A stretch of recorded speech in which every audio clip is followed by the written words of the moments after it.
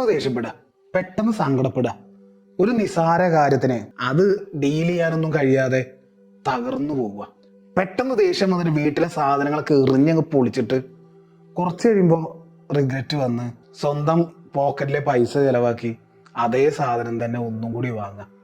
കൂടെയുള്ള ആളുകളുടെ മുന്നിലൊക്കെ ഒരു കോമാളി വേഷം കിട്ടുക എന്നൊക്കെ പറയില്ലേ, അങ്ങനെ ഒരു അവസ്ഥയിൽ നിൽക്കുക.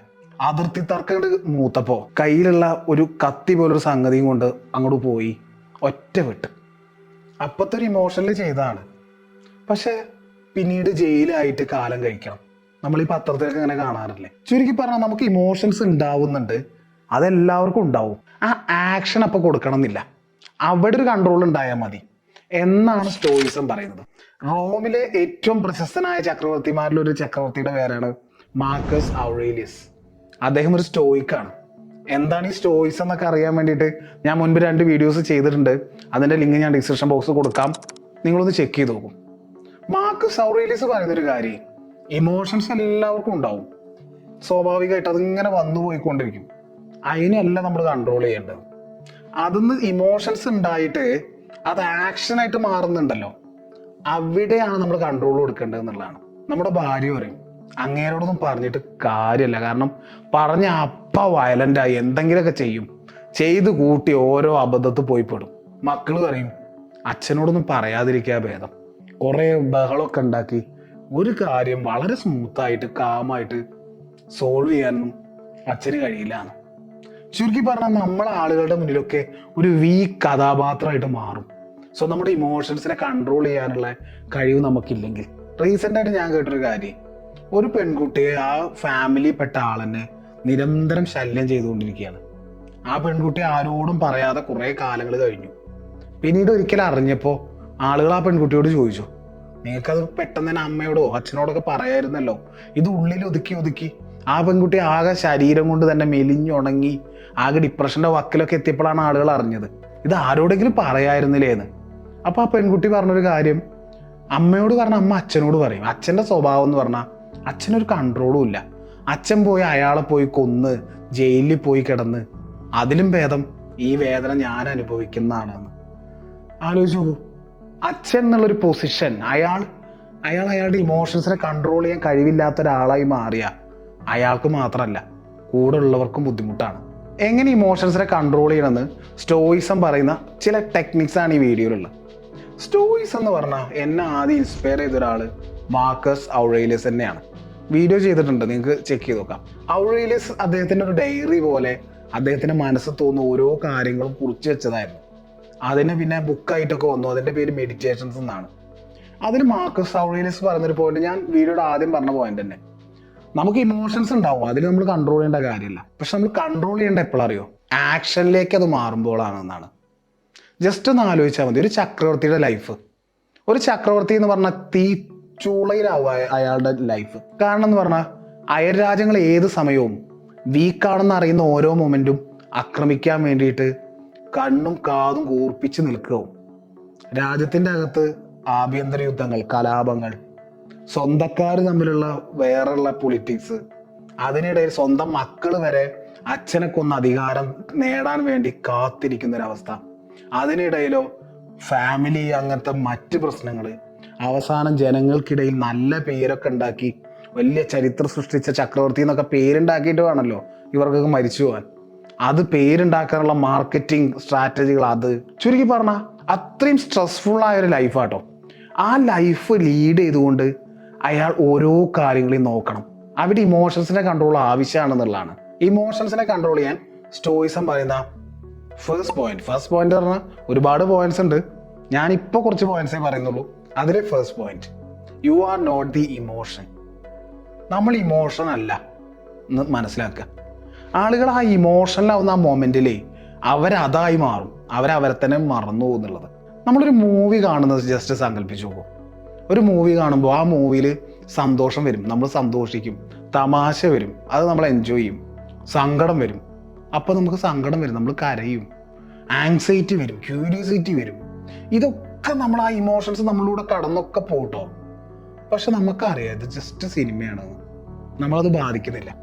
സോ സ്റ്റോയിസം പറയുന്നത് ജസ്റ്റ് ഇതുപോലെ നമ്മളൊരു ഒബ്സർവറായി നമ്മുടെ ലൈഫിനെ നോക്കുക. നമ്മുടെ ലൈഫിൽ വരുന്ന ഓരോ ഇൻസിഡൻസും നമ്മളെ വേദനിപ്പിക്കുക ഒന്നുമായിട്ട് അറ്റാച്ച്ഡ് ആവണ്ട. ജസ്റ്റ് ഒരു ഒബ്സർവറായിട്ട് മാറി നിന്നുകൊണ്ട് നമ്മളെ നോക്കുക. നമ്മളെപ്പോഴും ചിന്തിക്കേണ്ട കാര്യം ആ ഇമോഷൻസ് അല്ല. നമ്മൾ ഒരു ഇമോഷനോട് വരുമ്പോൾ അത് നമ്മളങ്ങോട്ട് ആവും, പിന്നെ നമ്മളങ്ങോട്ട് പോവുകയാണ്. അക്രമം, യുദ്ധം, വാള്, വടിവാള്, അവസാനം ജയില്. ഈ ഇമോഷൻസ് ഒക്കെ വരുമ്പോൾ അതവിടെ നടക്കട്ടെ. ഞാനതല്ല. സ്റ്റോയിസം പറയുന്ന ഫസ്റ്റ് പോയിന്റ് അതാണ്. നമ്മൾ ഇമോഷൻസ് അല്ല എന്ന് നമ്മളൊന്ന് ബോധ്യപ്പെടണം. നമ്മൾ ഓരോ തവണ നമുക്ക് ഇമോഷൻസ് വരുമ്പോഴും നമ്മൾ ആ ബോധത്തോടു കൂടി അതിനെ ഡീൽ ചെയ്യണം. അത് വേറെയാണ്, അത് വരട്ടെ, പോട്ടെ. നമ്മുടെ ഇമോഷൻസിനെ കൺട്രോൾ ചെയ്യാൻ സ്റ്റോയിസം പറയുന്ന അടുത്ത പോയിന്റ് ഒരു സ്റ്റോയിക് പോസ് കൊടുക്കുക എന്നുള്ളതാണ്. നമുക്ക് ഇമോഷൻസ് വരുമ്പോൾ തലകണ്ട് ചൂടായിട്ട് നമ്മൾ അപ്പോൾ ആക്ഷൻ ആവുന്നല്ലോ, അതിനൊരു പോസ് കൊടുക്കുക. സ്റ്റിമുലസ് വന്നിട്ട് അത് റെസ്പോണ്ട് ആവുന്നതിനൊരു പോസ് കൊടുക്കുക എന്നുള്ളതാണ്. എപ്പോഴൊക്കെ നമുക്ക് ഇമോഷൻസ് വരുന്നോ അത് ആക്ഷൻ ആവുന്നതിന് മുൻപ് ഒരു ചെറിയ പോസ്, ജസ്റ്റ് ഒന്ന് ഒരു 10 മുതൽ 1 വരെ എണ്ണുകയോ ബ്രീത്തിനെ ശ്രദ്ധിക്കുകയോ, ജസ്റ്റ് ഒരു പോസ് കൊടുക്കുക. അപ്പം നമുക്ക് മനസ്സിലാവും ഇതിന് പ്രതികരിക്കണമോ, പ്രതികരിക്കണമെങ്കിൽ തന്നെ എത്ര മീറ്ററിൽ പ്രതികരിക്കണം, നല്ലോണം പ്രതികരിക്കേണ്ട സമയത്ത് നമ്മൾ നല്ലവണ്ണം പ്രതികരിക്കണം. എന്നാൽ കുറച്ച് പ്രതികരിച്ചാൽ മതിയോ, വിട്ടുകളയാം. അതൊക്കെ നമ്മളെ ഇന്റലിജൻസിന് അപ്പം മനസ്സിലാവും. ഇമോഷൻ വരുന്ന ആ മൊമെന്റ് ആക്ഷനിലേക്ക് വരാതെ, റെസ്പോൺസിലേക്ക് വരാതെ ഒരു സ്റ്റോയിക് പോസ് കൊടുക്കുക. അതാണ് അടുത്ത പോയിന്റ്. സ്റ്റോയിസം പറയുന്ന അടുത്ത പോയിന്റ് നമ്മൾ കാര്യങ്ങളെ കുറച്ചും കൂടി വലുതായിട്ട് കാണാം.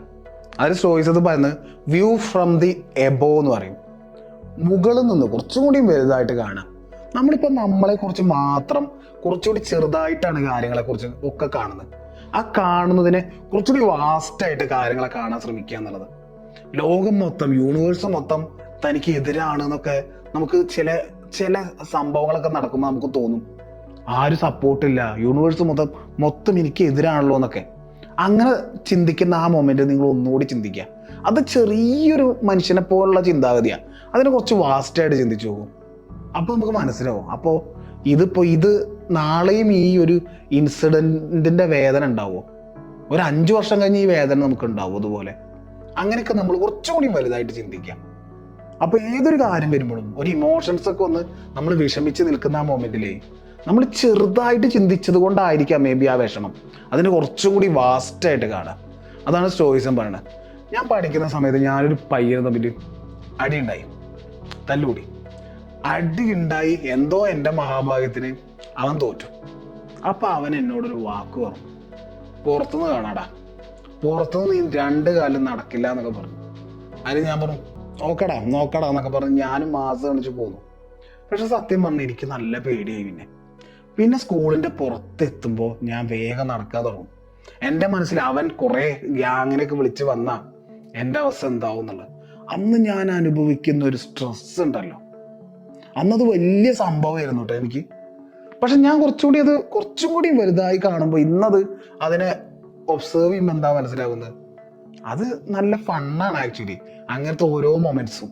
സോ നമ്മുടെ ലൈഫിൽ സംഭവിക്കുന്ന ഓരോ കാര്യങ്ങളും കുറച്ചും കൂടി വലുതായി കാണാൻ തുടങ്ങുമ്പോഴേ നമുക്ക് മനസ്സിലാവും ഇതിലൊന്നും കുഴപ്പമില്ല, ഇതിനൊക്കെ ഓരോ കാരണങ്ങളുണ്ട്, ഇതൊക്കെ ഒരു ഫണ്ണാണ്, ഇതിനെന്തോ ഒരു കാരണമുണ്ട്, ഇതെന്നെ ശക്തിപ്പെടുത്താനാണ്, ഇതിലൊരു ലേണിംഗ് ഉണ്ട് എന്നൊക്കെ നമുക്ക് മനസ്സിലാവും. സ്റ്റോയിസം പറയുന്നൊരു കാര്യം, നമ്മൾ വലുതായി തന്നെ കാര്യങ്ങളെ കാണണം. കാരണം എന്ന് പറഞ്ഞാൽ നമ്മൾ ഈ യൂണിവേഴ്സിൽ ഒറ്റയ്ക്കല്ല എന്നുള്ളതാണ്. എവിടെയോ ഉള്ള ഒരു കർഷകൻ കൃഷി ചെയ്തിട്ടാണല്ലോ ഞാൻ ഭക്ഷണം കഴിക്കുന്നത്. എവിടെയോ ഉള്ള ഒരാള് പശുവിനെ കറന്ന് ആ പാല് വെച്ചിട്ടാണ് ഞാൻ ചായ കുടിച്ചത്, ഏതോ നാട്ടുകാരൻ. ചുരുക്കി പറഞ്ഞാൽ എല്ലാവരും കൂടിയുള്ള ഒരു കണക്ഷനിലാണ് ഇപ്പോൾ ഞാൻ ജീവിക്കുന്നത്. എൻ്റെ കഴിവല്ലത്, ഞാൻ ജീവിക്കുന്നു, ഞാൻ അത് ഇതെന്നൊന്നും പറഞ്ഞിട്ടൊരു കാര്യമല്ല. ഏതോ മരത്തുനിന്നുണ്ടായ ഒരു ഓക്സിജൻ. അങ്ങനെ ആലോചിച്ചാൽ ഇതെല്ലാം യോജിക്കുമ്പോഴാണ് ഇവിടെ നമ്മൾ ഇങ്ങനെ ജീവിക്കുന്ന പോലെ ജീവിക്കുന്നത് എന്നുള്ളതാണ്. സോ അതുകൊണ്ട് തന്നെ സ്റ്റോയിസം പറയുന്നൊരു കാര്യം, എല്ലാം ഒരു കണക്ഷൻ വഴിയാണ് ഈ യൂണിവേഴ്സിൽ വർക്ക് ചെയ്യുന്നത്. സോ അതുകൊണ്ട് ചില കാര്യങ്ങളൊക്കെ സംഭവിക്കുന്നെങ്കിലേ ആ കണക്ഷൻ്റെ ഏതെങ്കിലുമൊക്കെ അങ്ങോട്ടും ഇങ്ങോട്ടൊക്കെ മാറുന്നതാവാം. സോ അതിനൊക്കെ ഒരു കാരണം ഉണ്ടാവുമെന്ന് വിചാരിക്കണം. സോ അങ്ങനെ ചിന്തിക്കണമെങ്കിൽ നമ്മളൊരു മൊത്തമായിട്ട് കുറച്ചും കൂടി വലിയൊരു പിക്ചർ നമ്മുടെ ലൈഫിൽ ഓരോ ഇൻസിഡൻസിനും നമ്മൾ കൊടുക്കണം. നമ്മൾ ഈ ചെറിയതായിട്ട് ചിന്തിക്കുന്നത് മാറ്റണം. അപ്പം തന്നെ നമ്മൾ ആ ഇമോഷണലായിട്ട് വെറുതെ വിഷമിക്കുന്ന പലതും ഒഴിവാകും. അടുത്ത പോയിന്റ് കേട്ടോ, നെഗറ്റീവ് വിഷ്വലൈസേഷൻ. ലൈഫിൽ നമുക്ക് ഒരുപാട് പ്രശ്നങ്ങൾ ഉണ്ടാവും കേട്ടോ. അതുകൂടാതെ തന്നെ നമ്മുടെ മനസ്സ് വെറുതെ ചിന്തിച്ച് ഒരുപാട് പ്രശ്നങ്ങൾ ഉണ്ടാക്കും. മനസ്സ് വെറുതെ സ്ട്രെസ്ഡ് ആവും. നിങ്ങൾക്ക് ജോലി കിട്ടിയെന്ന് വിചാരിക്കാം, അടുത്ത നിമിഷം മുതൽ തന്നെ ജോലി സംബന്ധമായ പ്രശ്നങ്ങളൊക്കെ മനസ്സ് നമ്മുടെ മുമ്പിലാണ് കാണിച്ചു തരും. പിന്നെ ഇതിൻ്റെ തർക്കമാണ്, ജോലി പോയാലോ അങ്ങനെ എങ്ങനെ. നിങ്ങൾക്കൊരു എക്സാം എഴുതാറുണ്ട്, എക്സാം കിട്ടിയില്ലെങ്കിലോ പഠിച്ചിട്ട് കിട്ടിയില്ലെങ്കിലോ എന്നൊക്കെ പറഞ്ഞ് മനസ്സ് ഇങ്ങനെ ബഹളം വെച്ചുകൊണ്ടേ ഇരിക്കും കേട്ടോ. സോ ആ മനസ്സിനെ അടക്കാനുള്ള ഒരു ടെക്നിക്കാണ്. സംഗതി സിമ്പിളാണ്. നമുക്ക് സംഭവിക്കാം എന്ന് നമ്മൾ വിചാരിച്ച് പേടിക്കുന്ന കാര്യമാണല്ലോ മനസ്സിൽ ഇങ്ങനെ ഇടയ്ക്കിടെ അത് ഇത് എന്നൊക്കെ പറഞ്ഞ് ഇങ്ങനെ വരുന്നത്. ഇപ്പൊ എക്സാം എഴുതാൻ വന്നാൽ തോറ്റ എന്ത് ചെയ്യും, ഇനിയിപ്പോൾ 2-3 മാർക്ക് എനിക്ക് കിട്ടിയിട്ടില്ലെങ്കിൽ എന്ത് ചെയ്യും എന്നൊക്കെ പറഞ്ഞ് മനസ്സ് ഇങ്ങനെ പറയും. അപ്പം നമ്മുടെ അടുത്ത മനസ്സിന്റെ ഭാഗം പറയും കുഴപ്പമില്ല ജയിക്കും. അപ്പൊ വീണ്ടും മനസ്സ് പറയും അല്ല തോക്കും, പഠിച്ചിട്ടില്ലല്ലോ. അപ്പൊ മനസ്സ് ഇത്ര പഠിച്ചാൽ മതി ജയിക്കും. ഇങ്ങനെയുള്ള ഒരു ബഹളം ഉണ്ടല്ലോ, അത് കുറയ്ക്കാൻ നമ്മൾ വേസ്റ്റ് സിറ്റുവേഷൻ എന്താന്ന് ജസ്റ്റ് ഒന്ന് ഇമാജിൻ ചെയ്യുക. എക്സാം കിട്ടിയിട്ടില്ലെങ്കിൽ തോറ്റ എന്ത് സംഭവിക്കും? സിമ്പിൾ. ഒരു എക്സാം ഉണ്ട് ഒരു 3 മാസം കഴിഞ്ഞിട്ട്, അത് ഞാൻ എഴുതും, അതിന് കിട്ടും. അതിന് കിട്ടിയിട്ടില്ലെങ്കിൽ എന്താ, അടുത്തത് എഴുതും, അത്രേ ഉള്ളൂ. ഇതാണ് ചിന്തിക്കുമ്പോൾ മനസ്സൊന്നടങ്ങും. ഇനിയിപ്പോൾ ജോലി കിട്ടി, ഓക്കെ, ജോലി പോയ എന്താ ചെയ്യുക? ജോലി പോയ എന്താ, ഒരു 50,000 രൂപ എൻ്റെ കയ്യിൽ ഇപ്പോൾ ഒരു എമർജൻസി ഫണ്ടൊക്കെ ഉണ്ട്, ആ അക്കൗണ്ടിലുണ്ട്, ഓക്കെ. അപ്പോൾ അതുകൊണ്ട് ഒരു 5-6 മാസം ഞാൻ ഒപ്പിക്കും. അപ്പോൾ മനസ്സ് കൊണ്ടും വരും അതും ഇല്ലെങ്കിൽ വേസ്റ്റ് സിറ്റുവേഷൻ, അതും ഇല്ലെങ്കിൽ ഒന്നുമില്ല, എൻ്റെ ഫ്രണ്ടിനെ തുണിക്കടണ്ട് അവിടെ പോയി ഞാൻ നിൽക്കും, എന്നിട്ട് ഒരു കൊല്ലത്തിനുള്ളിൽ ഞാൻ വേറെ ജോലി സെറ്റാകും. നിർത്ത മനസ്സേ. അങ്ങനെ വേസ്റ്റ് സിറ്റുവേഷൻ. ലൈഫിൽ ഓരോ ഘട്ടത്തിലും നമ്മൾ എന്തിനാണോ അറ്റാച്ച്ഡ് ആയി ചിന്തിക്കുന്നത് അപ്പോൾ നെഗറ്റീവ് തിങ്കിങ് വരും കേട്ടോ. അപ്പോൾ നമ്മൾ എന്താ ചെയ്യേണ്ടതെന്ന് പറഞ്ഞാൽ ഒന്നും അല്ലാതെ മനസ്സിനെ തന്നെ പറഞ്ഞു കൊടുക്കാൻ, എൻ്റെ വേഴ്സ്റ്റ് സിറ്റുവേഷൻ ചിന്തിക്കുക. എങ്ങനെ പോയാൽ ഇത്രയല്ലേ ഉള്ളൂ എന്നാ ചിന്ത കൊടുത്തിട്ട് ആ മനസ്സിൻ്റെ ആ വോട്ടുണ്ടല്ലോ അതിനൊന്ന് അടക്കാം. അതാണ് ഈ വേസ്റ്റ് സിറ്റുവേഷൻ ജസ്റ്റ് ഇമാജിൻ ചെയ്യുക എന്ന് പറയുന്നത്. നമ്മുടെ ഇമോഷൻസിനെ കൺട്രോൾ ചെയ്യാൻ സ്റ്റോയിസം പറയുന്ന അടുത്ത point, master the art of letting go.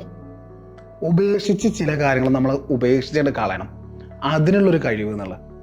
Stoicism പറയുന്നൊരു കാര്യം, നമ്മുടെ കൺട്രോളിലില്ലാത്ത കുറേ കാര്യങ്ങൾ നമ്മളിൽ നടക്കുന്നുണ്ട് കേട്ടോ. ഇതൊക്കെ ചേർന്നിട്ടാണ് നമ്മുടെ റിസൾട്ട് എന്ന് പറഞ്ഞ സംഗതി. ഇപ്പോൾ എക്സാം എഴുതുക എന്നുള്ളത് എൻ്റെ കൺട്രോളിലാണ്, ഓക്കെ. പക്ഷെ ആലോചിച്ച് നോക്കുക, ആ എക്സാം പേപ്പർ നോക്കുന്ന ആ ടീച്ചറുടെ മനോനില വരെ നമ്മുടെ മാർക്കിനെ ഇൻഫ്ലുവൻസ് ചെയ്യുന്നുണ്ടാവും. അതൊന്നും നമ്മുടെ കൺട്രോളിലല്ല. സോ നമ്മുടെ കൺട്രോളിലുള്ളത് എന്താണോ അതിൽ നമ്മൾ ഫുൾ ഫോക്കസ് കൊടുക്കുക. മഴ വരുന്നത് എൻ്റെ കൺട്രോളിലില്ല, പക്ഷെ കുട എടുക്കാം എന്നുള്ളത് എൻ്റെ കൺട്രോളിലാണ്. അതിനെക്കുറിച്ച് ചിന്തിക്കാം. ചില കാര്യങ്ങൾ നമ്മൾ ഉപേക്ഷിക്കണം. കാരണം എന്ന് പറഞ്ഞാൽ നമ്മുടെ കൺട്രോളിലില്ലാത്തത് എന്തൊക്കെയോ ചേർന്നിട്ടായിരിക്കാം നമ്മുടെ റിസൾട്ടിലേക്ക് എത്തുന്നത്. നമ്മുടെ കൺട്രോളിലില്ലാത്ത കാര്യങ്ങളെ കുറിച്ച് ചിന്തിച്ചിട്ട് ഒരു പ്രയോജനമില്ല. അവിടെ എന്താണ് നമ്മുടെ കൺട്രോളിൽ ഉള്ള കാര്യം, എന്തൊക്കെ ചെയ്താൽ മാറ്റങ്ങൾ വരുത്താൻ പറ്റുമോ അതിനെക്കുറിച്ച് ചിന്തിക്കുക, അത് ചെയ്യുക. അല്ലാത്ത കുറേ കാര്യങ്ങൾ നമ്മുടെ തലച്ചോറ് കിടന്ന് കളിക്കും, അതിനൊക്കെ ഉപേക്ഷിക്കുക, അതൊന്നും ചിന്തിക്കരുത്. നമ്മൾ കുറേ ശ്രമിച്ചു, നടന്നിട്ടില്ലെങ്കിൽ അതിനൊരു കാരണമുണ്ടെന്ന് ചിന്തിക്കുക. ഒരുപാട് സംഗതികൾ ഒരുപോലെ വർക്ക് ചെയ്തിട്ട് വേണം നമ്മൾ വിചാരിച്ച ആ എയിമിലേക്ക് നമ്മൾ എത്താൻ. അത് നടന്നില്ലെങ്കിൽ ഏതോ ഒന്ന് അങ്ങോട്ടും ഇങ്ങോട്ടൊക്കെ മാറിയതാവും, അതിനും ഒരു കാരണമുണ്ടെന്ന് വിശ്വസിക്കുക, അതിനവിടെ ഉപേക്ഷിക്കുക. കിട്ടാത്തതിനോർത്ത് നമ്മൾ ദുഃഖിക്കേണ്ട കാര്യമില്ല. കിട്ടാത്തതിനോർത്ത് ദുഃഖിക്കുന്ന ആ സമയം പോലും നമുക്ക് നഷ്ടമാണെന്നുള്ളതാണ്. സോ സ്റ്റോയിസം പറഞ്ഞൊരു കാര്യം, കൺട്രോൾ ഉള്ളത് ഫോക്കസ് ചെയ്യുക. അടുത്ത മഴക്കാലത്ത് വെള്ളപ്പൊക്കം വരുന്നൊക്കെയാണ് അധികം ആളുകളും പറയുന്നത്. അത് നമ്മുടെ കൺട്രോളിലില്ല. എന്നാൽ വെള്ളം വരുമ്പോൾ എന്തൊക്കെ ചെയ്യാൻ പറ്റും, ഇപ്പം നമ്മുടെ വീടും ആ സെറ്റപ്പ് ഒക്കെ എന്നുള്ളത് ഇപ്പം നമുക്ക് പ്ലാൻ ചെയ്ത് അത് ചെയ്യാൻ പറ്റും. അതിനെക്കുറിച്ചാണ് നമ്മൾ ചിന്തിക്കേണ്ടത്. അടുത്ത മോഹൻലാലിൻ്റെയും മമ്മൂട്ടിയുടെ സിനിമ എന്ന് വരും എന്നുള്ളത് നമ്മുടെ കൺട്രോളിലൊന്നുമില്ല. എന്നാൽ ഒരു ദിവസം ഒരു ആവറേജ് ഒരു 1000 രൂപയെങ്കിലും മിനിമം ഉണ്ടാക്കണം എന്നുള്ളത്, അതിനുവേണ്ടി എന്തൊക്കെ ചെയ്യാൻ പറ്റുമെന്ന് ചിന്തിക്കുക എന്നുള്ളത് അത് നമ്മുടെ കൺട്രോളിലാണ്, അത് ചെയ്യാം. സ്റ്റോയിസം പറയുന്ന ഒരു കോർ കോൺസെപ്റ്റ് തന്നെ ചിന്തകളിൽ അനാവശ്യമായ ചിന്തകളൊക്കെ അത് ഒഴിവാക്കുക, ചിന്തകൾ ഡിസിപ്ലിൻ കൊണ്ടുവരിക എന്നുള്ളത്. ഈ ഒരു സംഗതി നമ്മൾ ഫോളോ ചെയ്താൽ തന്നെ നമുക്കൊരു ഡിസിപ്ലിൻ വരും. കാരണം നമ്മുടെ കൺട്രോളില്ലാത്ത ഒരുപാട് കാര്യങ്ങൾ നമ്മൾ ചിന്തിച്ചു കൂട്ടുന്നുണ്ട്. നമ്മൾ ചിന്തിക്കുന്നതിൽ അധികം ഉപകാരമില്ലാത്ത കാര്യങ്ങളാണ്. ഇങ്ങനൊരു ഫോർമുല നമ്മൾ കൊടുത്താൽ തന്നെ കൺട്രോളിലുള്ള കാര്യങ്ങൾ മാത്രം ചിന്തിക്കുക, അതിലേക്ക് ആഴ്ന്നിറങ്ങി അതിലെന്തൊക്കെ മാറ്റങ്ങൾ വരുത്താമെന്ന് ചിന്തിക്കുക എന്ന് ചിന്തിക്കുമ്പോൾ തന്നെ ലൈഫിനൊരു ഡിസിപ്ലിൻ വരും, ചിന്തകളൊരു ഡിസിപ്ലിൻ വരും, നമുക്ക് കുറച്ചുകൂടി ഫോക്കസ് കിട്ടും, പ്രൊഡക്ടിവിറ്റി കൂടും. സോ എന്നെ ഏറ്റവും ഇൻസ്പയർ ചെയ്യുന്നൊരു ഫിലോസഫിയാണ് ഈ സ്റ്റോയിസം എന്ന് പറയുന്നത്. അതിൽ ചില പോയിന്റ്സ് നിങ്ങൾക്ക് കിട്ടിയിട്ടുണ്ടെങ്കിൽ അത് നിങ്ങൾ ലൈഫിലേക്ക് അഡാപ്റ്റ് ചെയ്തിട്ട് മാറാം. ഇറ്റ്സ് മീ MK ചെയ്തേ.